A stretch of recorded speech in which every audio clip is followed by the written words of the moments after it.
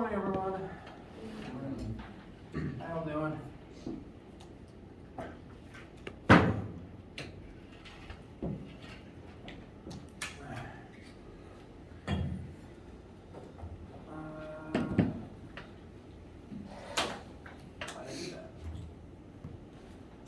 Today is November 2nd. Chapter 6 assignments are due tonight.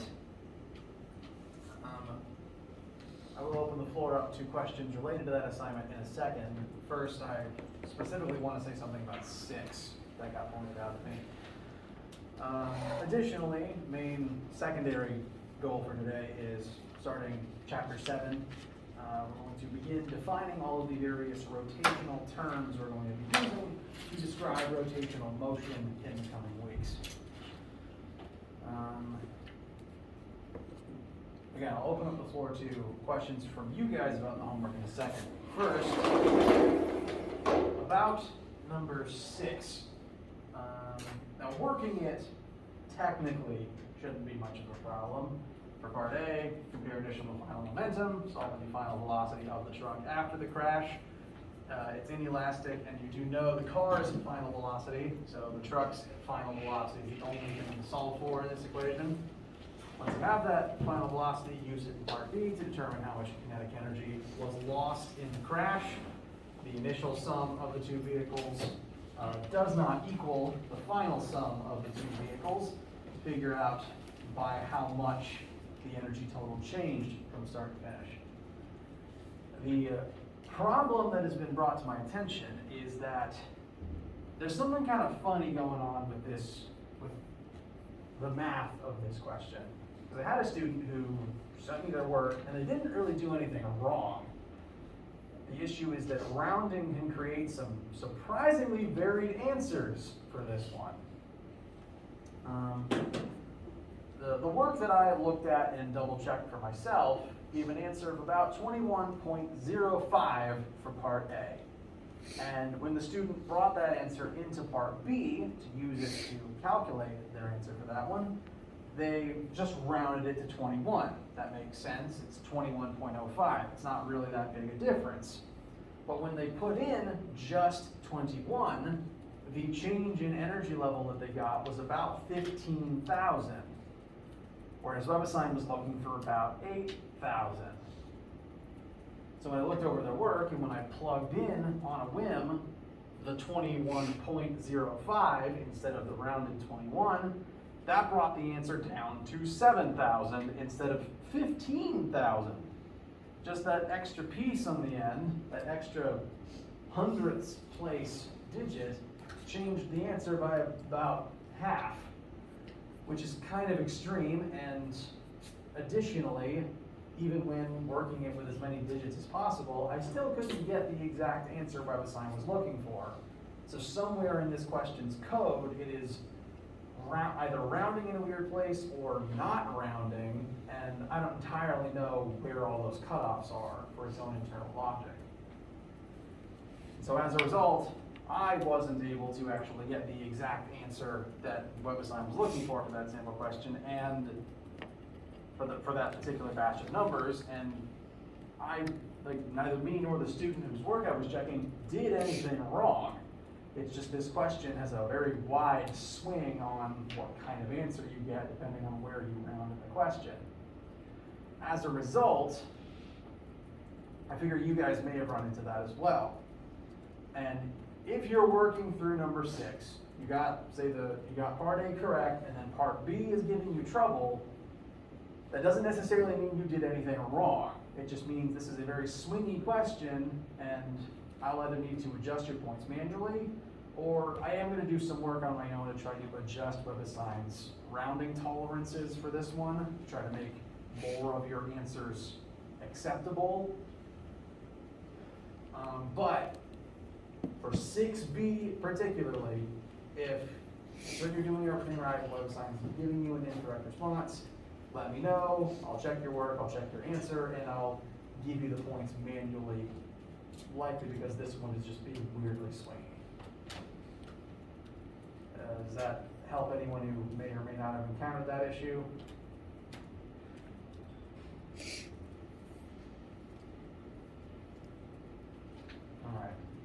and that's 6B.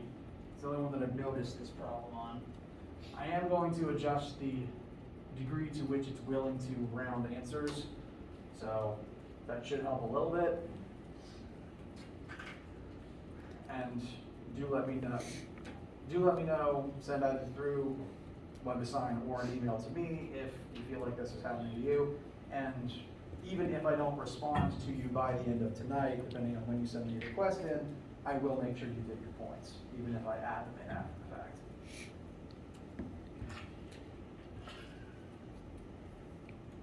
Cool? Uncool? All right. Any other questions from you guys about homework or anything else before we move on today?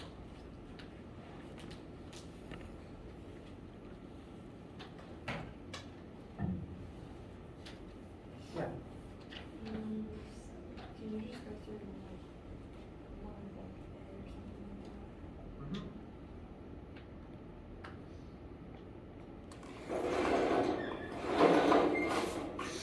So for 7, here we have various energy transformations going on. The two blocks start at the same height on opposite sides of the half pipe, and as they descend, they're going to move towards the middle, and as they descend, they're going to increase their velocities to some specific final before they will collide and have an elastic collision. Part A is determining what those velocities are by transforming their initial GPE into KE. So the energy they have up top will become KE in the middle part, and that will determine the speed at which they approach one another. To give you an idea of whether or not you're on the right track or not, their speeds will have the same magnitude, but technically opposite directions, because one's moving to the right and one's moving to the left. For this one, frankly, for most of them, the questions tend to be asked in the particular order you should do them. This is definitely one of those cases. For number 7, you should do A, then B, and C, because you need the answers from the previous ones to be able to complete that current one. Once you've done A and you have confirmed what those approach velocities are, then they're going to have an elastic collision, and you need to figure out what their final velocities after the crash will be. This will look a lot like the sample question we did on Monday with the elastic collision between the two trucks. You'll have to set up 2 of the 3 momentum collision starting points. Put those on the screen real fast. As for elastic collisions, since KE is conserved like how momentum is, you can describe them using any one of these 3 equations. Like the example we did on Monday for this question, you'll have to set up 2 of them and perform 2 equations to unknowns to find both final velocities. So this is the longest part of this question. Once you've confirmed what those final velocities are, and again, one will be negative, one will be positive, then use them to figure out how much KE they have with those particular speeds, and that will convert back into GPE as they bounce away and rise again. So, just to retrack again, GPE to KE, elastic collision, KE to GPE.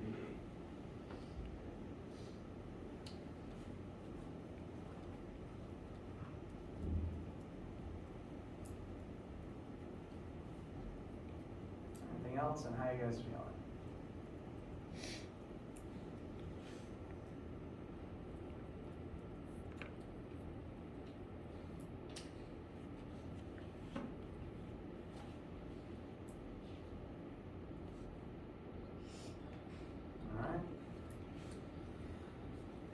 Before we move on to rotation, anything else on your minds?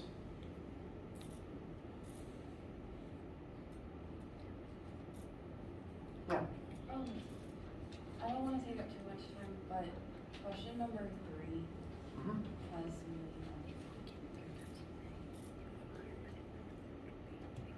All right. A person throwing a snowball. Snowball is thrown at a certain speed. Second person catches the snowball. Both people are on skates. Okay, so this is technically two separate collisions. One of them is an explosion, basically. The two collisions happening here are person one begins with the snowball in hand, moving forwards at this speed. It says first person is initially moving forwards at this speed. So, first collision.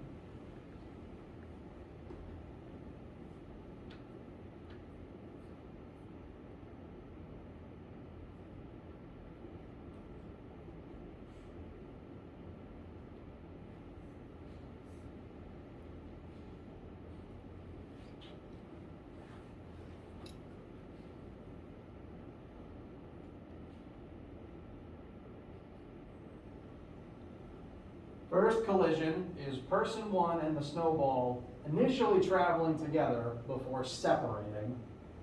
So their initial would be their combined mass at the speed they are currently begin at. So initially their combined mass is moving at this speed. And then after their collision, after the snowball is thrown, their separate masses will be moving at different speeds. The snowball has its own listed speed, and you've been tasked with figuring out the person's speed after this exchange. Now, it's not going to be a very big change, but it is technically a small difference. And just looking at the answers listed here, you can note that initially, person and snowball were drifting forward at, with my numbers, 3.95. After the person throws the snowball, since they are imparting momentum forwards into the snowball, they're going to have a negative impulse. Hence why person one slows down slightly, very slightly. And so the first collision, the throwing snowball, would be person one and snowball's combined mass and velocity compared to the person one and snowball's final momenta after this split. The second collision is person two catching the snowball. And person two is initially stationary. So for the second collision, the initial momentum would just be the moving snowball. So person standing still, caught before they catch the snowball. So initially, the snowball has all the momentum in that version of the system. And then afterwards, person two will catch it, and their combined mass will drift along the ice at a different unknown final velocity. Does that assist? Yes, thank you. You're welcome.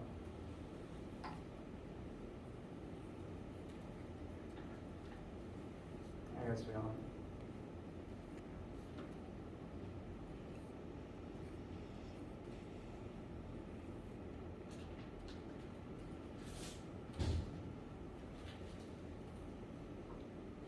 All right. Any questions that come up, please interrupt me mid-lecture. I want to know about them. And also, please send in emails and requests as you're finishing this assignment up tonight. For now, let us continue on into chapter 7 and 8 combined. They will combined be about 2 solid weeks of rotation. And the first thing we're going to do with rotation is describe some of the terms that we will be using in our discussions of rotational motion. Rotational motion is kind of a weird sticking point in this class, in my experience, because a lot of students, no fault of their own, aren't used to thinking about motion in terms of rotational terms. And I mean, that's fair. Only physicists tend to do this very often. And it didn't come up for me in high school physics all that much either. But what we're going to be exploring here is the idea that rotation can be described in conjunction with old-fashioned linear motion. All the motion we've done so far is linear. The word linear means of or referring to a straight line. So all the motion we've talked about so far in X or Y axes has been linear motion. So when I say linear, that means the stuff we've already been doing. It's all been linear. So linear is comfortable, linear is known, and I find that linear tends to be the version that students are used to thinking in, because even outside of this class, most people tend to see motion in mostly straight lines. Something's moving forward. Even if you see something turning, you tend to think it was moving this way, now it's moving this way. Straight lines. Human brains, especially ones raised in suburban and urban environments, tend to think in straight lines. But even as this tire moves along the ground, it's not just moving forwards, it is specifically also rotating. This means that rotational motion can happen at the same time as linear motion. And they are specifically tied to each other. If you keep an eye on this particular clamp on the tire, if I rotate this about 90 degrees, it's moved from this position to right here. And if I keep going back and forth between those two positions, the tire is moving the same number of degrees each time, but it's also rolling the same distance back and forth each time. You see that?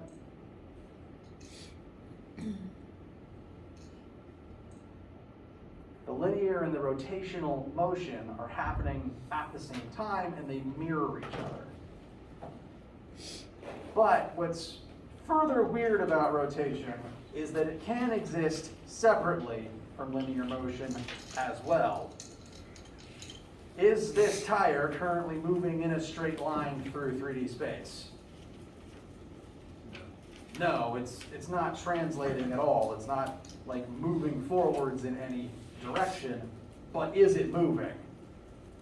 Yes, you can see it moving. It has energy. It is undergoing some cyclical process.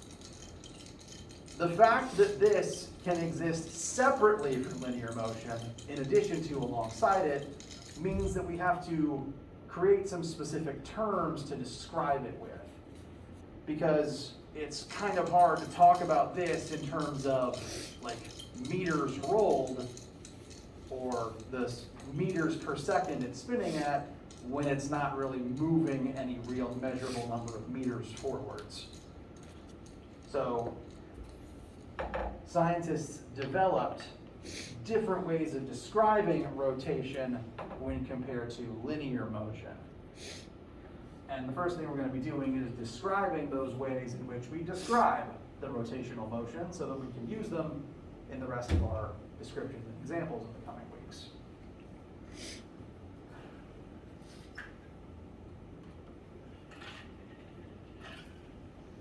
Now, a way that the difference between linear and angular variables was described to me is kind of like two separate parallel universes.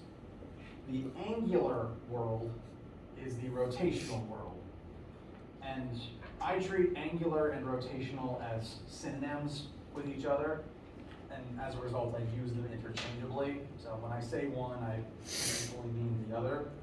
Angular is the official physics way of saying rotational. Because as opposed to linear, which is referring to straight lines, angular refers to moving through angle measures instead of moving meters forward in a line.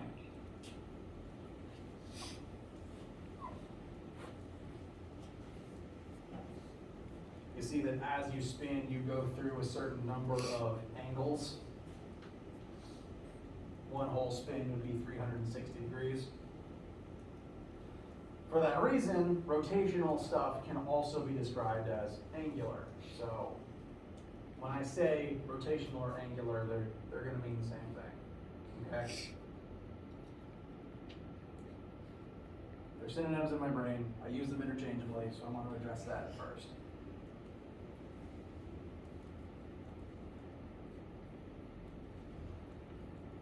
Now, when I was learning the differences between these two things, the differences and similarities between linear motion and rotational angular motion, I was told to compare them kind of like parallel realities. Between your favorite fantasy or sci-fi series, you've probably seen at least one episode or movie about a parallel world where all the characters are still there, but everyone's evil and maybe has a mustache. It's going to be kind of like that. The universe we've been operating in up till this point is the linear universe. And now we're going to look at the weird mirror parallel universe of the angular timeline, where all the same stuff happens, it's just different. I'm hoping that makes more sense as I start going through examples. The very first variable we talked about in this class, the first of this series of 3 that I've got on the angular compared to linear chart, was displacement. Just straight line distance measured some number of meters between point A and point B. If I take this tire and I roll it along the ground, we can measure how far forwards it rolls in a straight line. That would be its linear displacement, the distance rolled from point A to point B. Rotationally speaking, though, if we didn't want to talk about the straight line it rolled, if we were only talking about rotation, how would we describe displacement through rotation rather than through moving forwards in a straight line? How do we describe displacement only through rotation? Probably how many times it rotates. How many times it rotates. So if you're watching this thing, you could clock how many rotations it makes in a certain amount of time. If you drive a car, you've probably seen the rotations per minute gauge somewhere on the left-hand side of the dashboard. A lot of people don't tend to use it much. I hardly pay it much attention myself, but that is a measurement of angular displacement over time. It's how much rotation the tire did, less so than how far forwards did the tires roll. So the number of times rotated is a measurement of angular displacement. In the angular timeline, rather than clocking distance moved forwards, you clock how many times did something spin. And the variable we use for that is theta, because we can compare number of spins back to number of angles elapsed. One whole spin is 360 degrees. So if something spins one time, it elapsed 360 degrees of angular displacement. But additionally, alternatively, we can describe that not in terms of angles, but in terms of radians. That unit from previous math classes that you may or may not remember very fondly. Bless you. When we were doing trig in previous sessions of this class, we would use angles to describe, degrees to describe the angle between two lines. And that still works for that old trig. I myself prefer to think in angles where possible. However, as we start looking at more and more angular and rotational formulas in the coming weeks, most of them are designed to use units of radians instead of degrees. If you haven't used or thought about radians at all, or ever, I suppose that's possible, radians is just another unit for degrees. It's like the relationship between feet and meters. 360 degrees correlates to 2 pi radians, a number of radians equal to 2 times pi.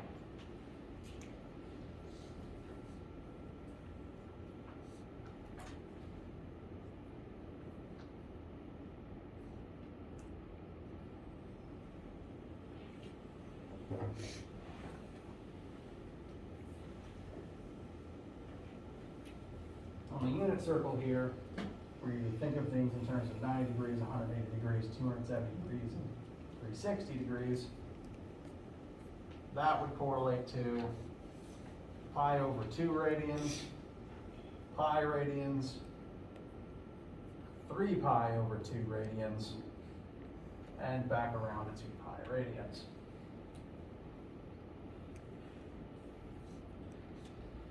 It's just a different way, it's just a different unit than degrees.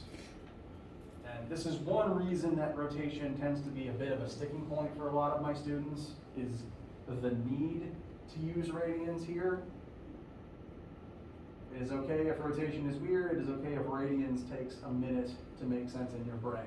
That's fine. It's weird. Most people don't tend to think in circles. Most people don't tend to think in terms of rotational circles. What you need to know for right now is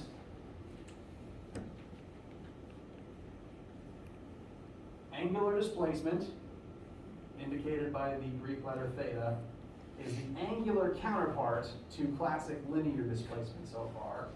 So delta d, delta x, delta y. Their angular version is theta, the same theta we use to mark angles, and that refers to the amount of rotation an object has undergone, which we will measure in radians, because the formula kind of necessitates it.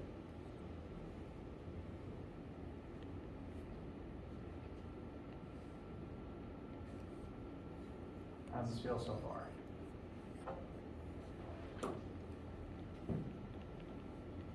All right. So, this is kind of the first pair of multiversal opposites. The linear version compared to the angular version. And it turns out most of the linear stuff we've been talking about in this entire class has some counterpart in the angular dimension. If it can be used to describe linear motion, it has an angular version used to describe the angular counterpart of that motion. After displacement, the next two variables we talked about were velocity and acceleration. Velocity being the change in displacement over time. If we compare this to just a wheel spinning, I find this to be one of the easier ones to get to understand. Whereas linear velocity is just how fast is it moving in a straight line, meters per second. Angular speed is how much does it spin in an amount of time. If it spins three times in 1 minute, that's 3 rotations per minute. That's a measurement of angular velocity, because that's angular displacement over time.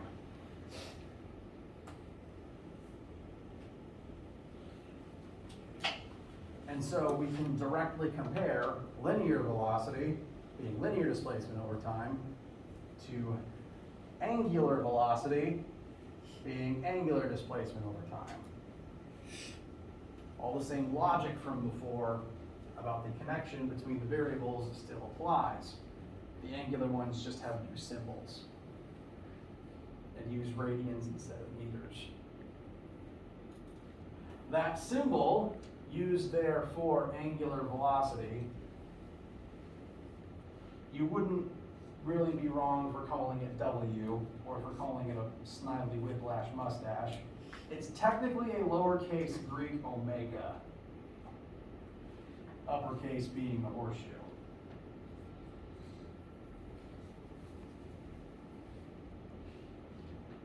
You can call it omega, you can call it W. I'm not going to fight you on it, because that is what it looks like.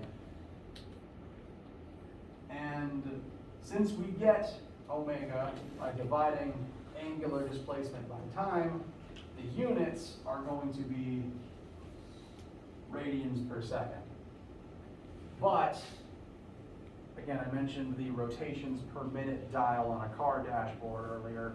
Rotations per minute is just another unit for angular velocity, kind of like the difference between meters per second and miles per hour. So you can convert RPM is rotations per minute. That can be converted into radians per second.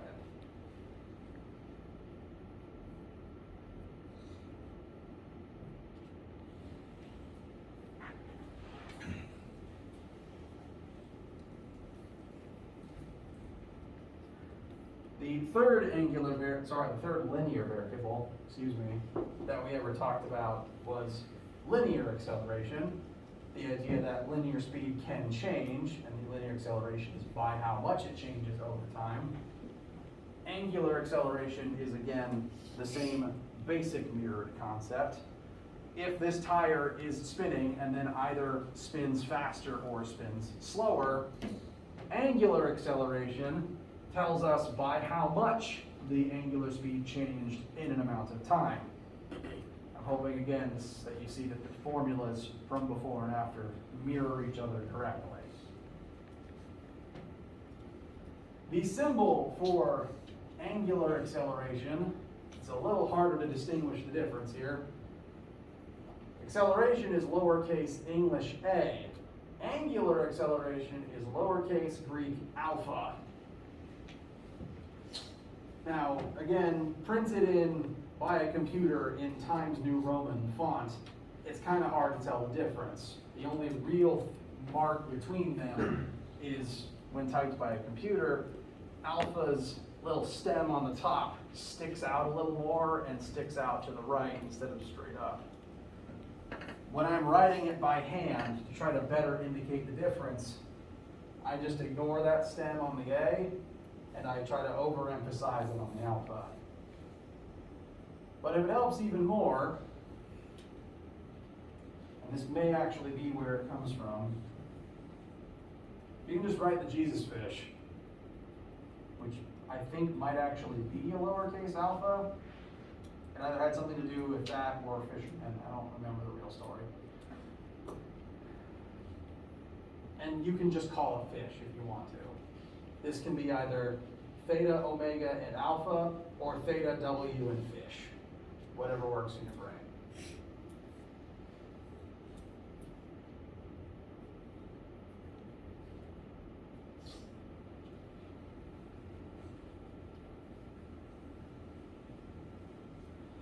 And in keeping with the theme of just the units replacing meters with radians, the units for angular acceleration are rads per second squared.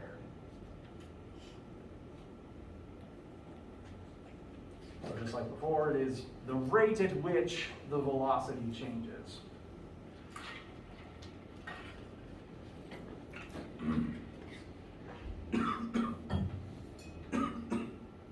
Excuse me.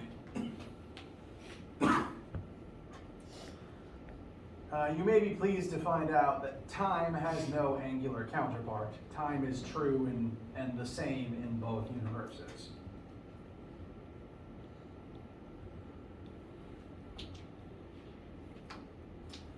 And so, these will be the first three angular variables that we use to describe the motion of a spinning object. We can clock how much it spins, how fast it's spinning, and whether or not that speed is changing. Like how we did with linear stuff at the beginning of the class. Additionally, all the relationships and formulas we had that compared these first three variables, the angular ones have all the same relationships and all of the same formulas. The first four we talked about, Fantastic Four, still apply. You just replace all the linear variables with their angular counterparts. You may have actually seen this second table at the head of your formula sheet. It's been there the whole time. I've never tried to hide it.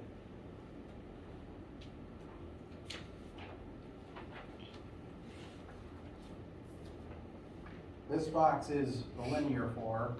This box is the angular for.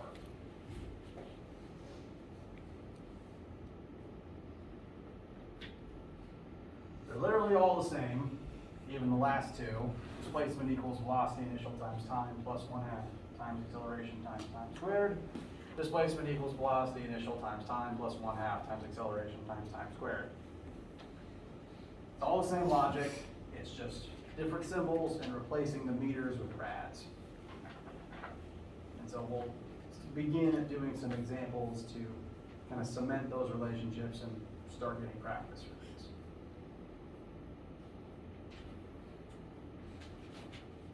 Any questions up till now?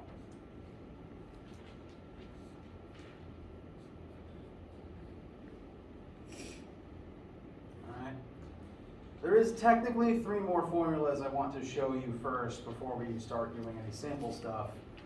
They're not very complicated. You know how I said that I was taught to kind of compare the linear to angular like they were separate parallel universes in fiction? That new group of colored equations in the middle is kind of like the portal between dimensions. It allows you to convert a linear thing into its angular counterpart and vice versa.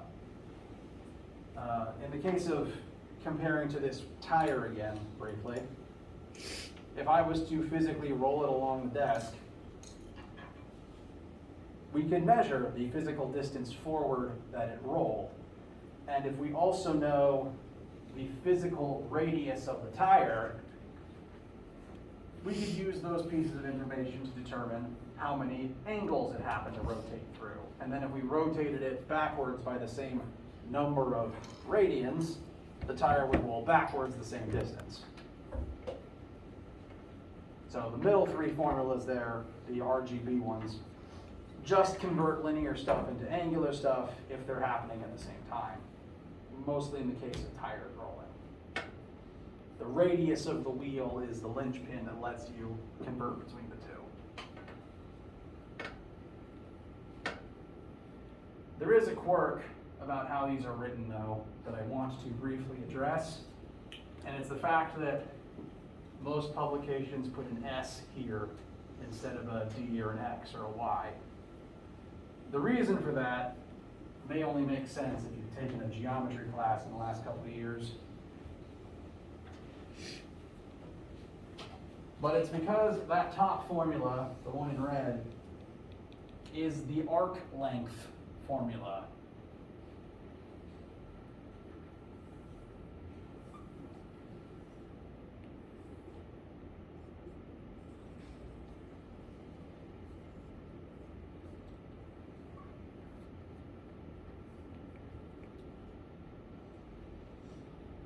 If we take a wheel and go through a quarter rotation, 90 degrees or pi over 2 radians, then multiplying that 2 pi radians by the wheel's radius would give us the physical length of this part of the circle. If you physically took a tape measure and held it over the edge along the surface, it'd be the length of this side, which would also be the same distance forward it rolls, because this would be the portion of the tire that ever touches the ground as it continues along that trajectory. And geometry textbooks, again, quarter turn here, geometry textbooks use S for arc length. So that's why there's an S up there instead of a X or a Y or a D.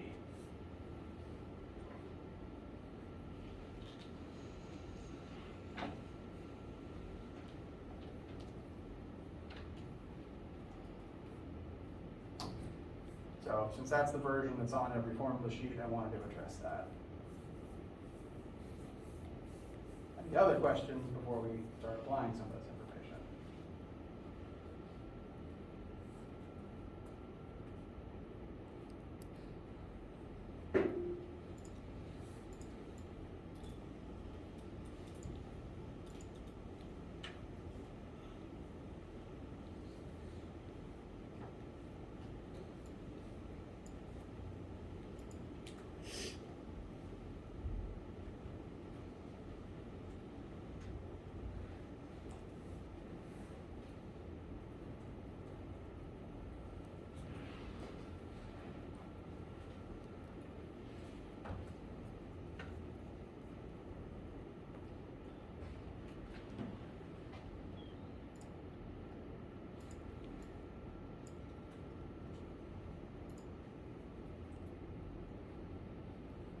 All right.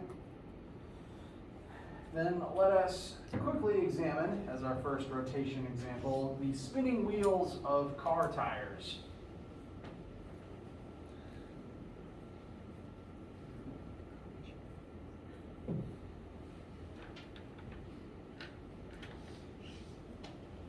Here we have a car. The tires of this car, down the marker. The tires of this car have a known radius of 0.33 meters.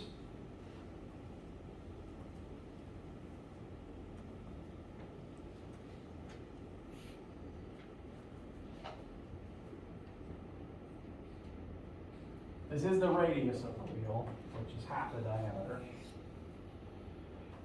And the car is driving forwards at 29 meters per second before the driver hits the brakes.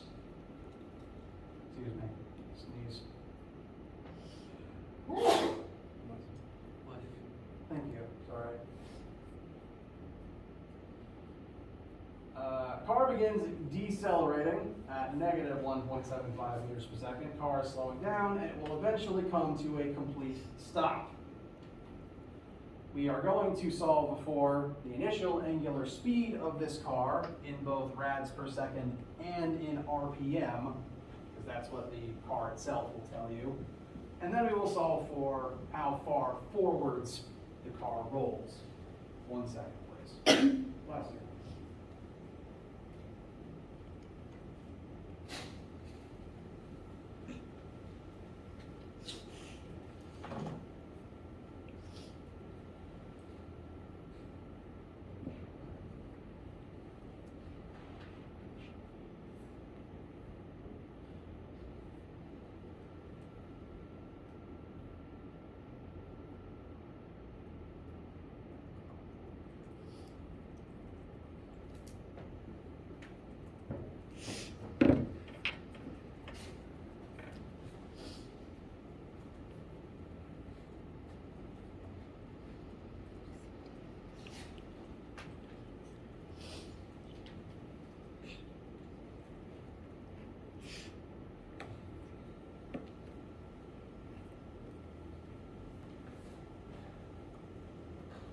All right.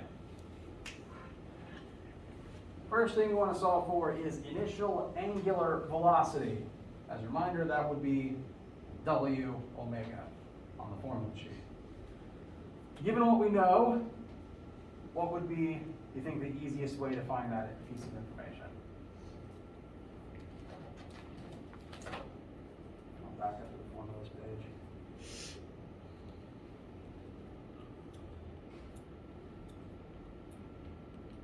Will we use the green one in the middle?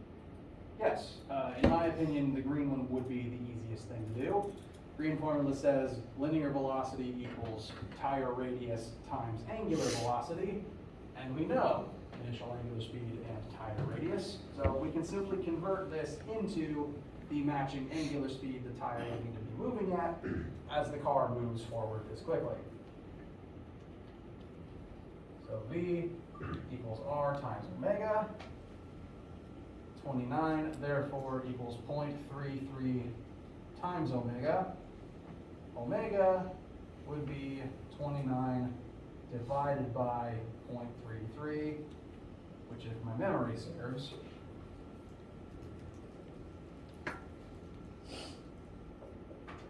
is about 87.88 rad per second. Does anyone disagree?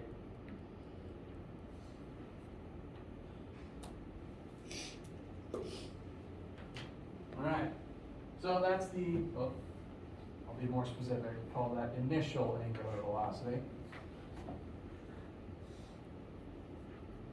So at the beginning of this, before the driver hits the brakes, that is how fast the wheels are spinning, specifically in radians per second.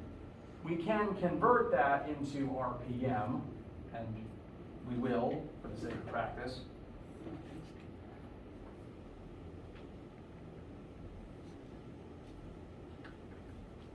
Converting radians to rotations I don't find it to be too difficult, but if this is a stumbling point for you, that is okay. We want to convert rad per second into rotations per minute. Rotations and radians are different units. What you'll need to remember is that one whole rotation, 360 degrees, is 2 pi radians. So that's our conversion. One rotation, which I will frequently shorten to just rot, is 2 pi rad. Meanwhile, 60 seconds is still 1 minute. And this would allow you to convert any radians per second into rotations per minute. To convert from rotations per minute back into rads per second, you just reverse the conversion.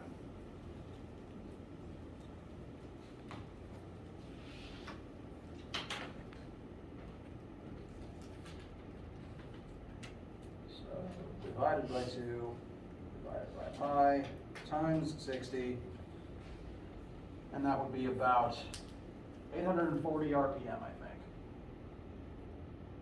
Wait, that seems very large.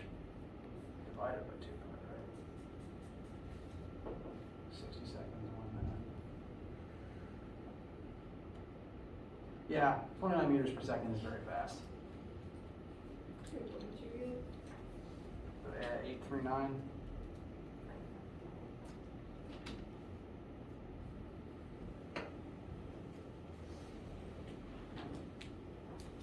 Any questions on this first one?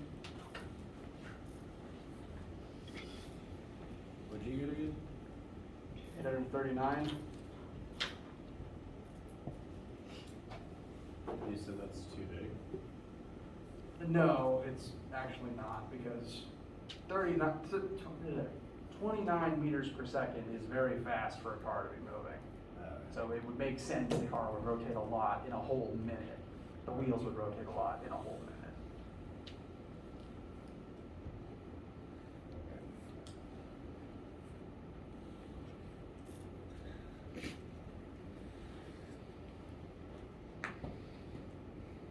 So, last part real quick. How many radians does each tire rotate before the car comes to a complete stop? We are now solving for theta. So most equations that have a theta in them would be a good option to explore. I am going to eliminate this one though, fantastic for number 1, because this inherits the restriction from its linear counterpart. The linear version doesn't work if you're accelerating, and that's still true for the angular one. This car is accelerating, both linearly and angularly, so that formula's out. I'm then going to recommend formula 4. We know the initial angular speed. The final angular speed would be 0. If the tires are stopped, they aren't moving forwards and they aren't spinning. So the angular counterpart is 0 meters per second is 0 rads per second. We're solving for theta, and all we have to do is convert A into alpha to be able to use this one.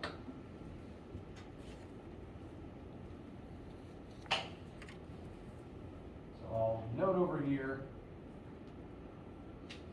omega final is 0, because the linear version is also 0. And if you use the conversion, 0 equals r times omega, you get 0 for omega final.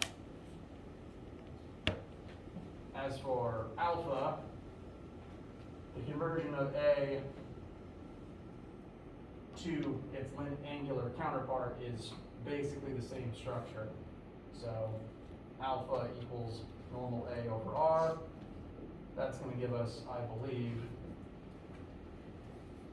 negative 5.3 radians per second squared. And now we can plug that into angular equation 4 for alpha.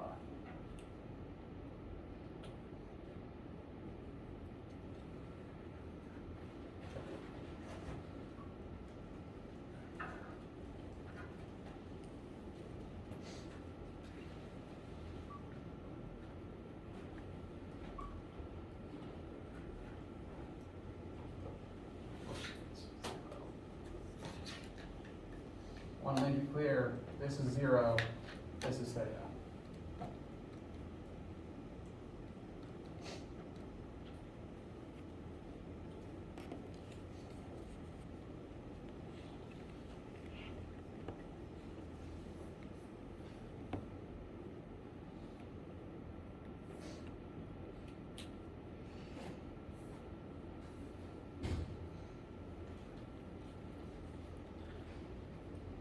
not 7, it's something else. Forgot my answer.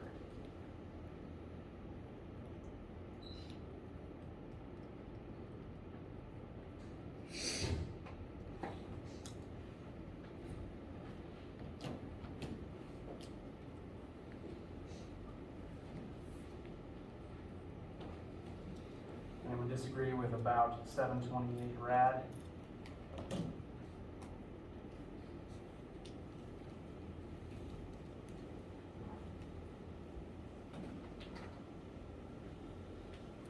All right, we're out of time for today, so do please pack up. Don't let my rambling stop you on your way out. So this is the magnitude of rotation for the tires. We could convert this into a number of rotations. We could also convert this into the forward distance the car drove as it slowed down. On Friday, we'll continue to explore these concepts and how they relate back to their linear forms and start using them to describe various rotational situations. Let me know what questions you have as you finish up the homework tonight, and have a wonderful day.